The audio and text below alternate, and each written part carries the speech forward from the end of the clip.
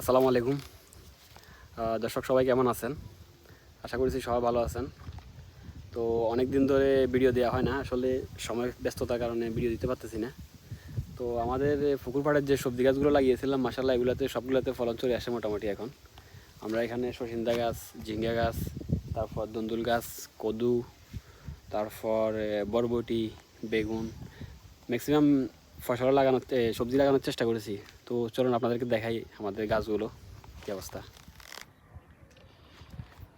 তো দর্শক দেখতে পাচ্ছেন, মাশাআল্লাহ এটা একটা ছোট তরই গাছ, দুন্দুল গাছ, আমাদের এদিকে দুন্দুল বলে।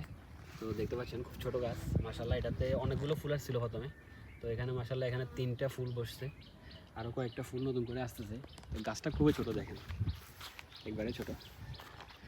এদিকে আমাদের বরবটি গাছগুলো, বরবটি গাছে মোটামুটি মাশাআল্লাহ অনেক ফুল আসছে।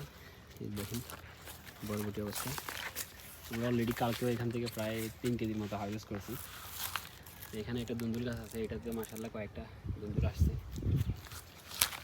আর এগুলো হচ্ছে আমাদের সসিন্দা, মাশাআল্লাহ খুব সুন্দর সসিন্দা। দেখুন এই গাছগুলো আমি বৃষ্টির মধ্যে লাগাইছিলাম, সেজন্য এগুলোতে ফলন আসতে অনেক লেট হয়েছে।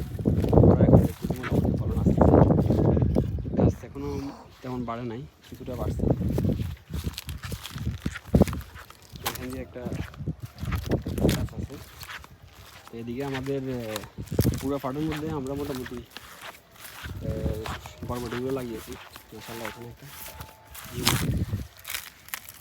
এই যে একটা ঝিঙা দেখুন, মাশাআল্লাহ এখানে আরেকটা ঝিঙা, এর ভিতরে অনেকগুলো ঝিঙা আছে যেগুলো ঠিকমতো দেখা যাচ্ছে না।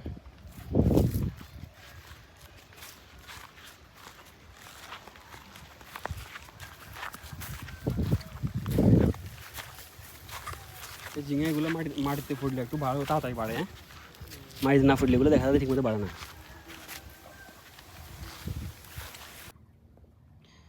আর দর্শক এখানে দেখতে পাচ্ছেন মাশাআল্লাহ একসাথে কয়েকটা কদু আসছে, লাউ, কয়েকটা লাউ ফ্লাওয়ার ফুল আসছে।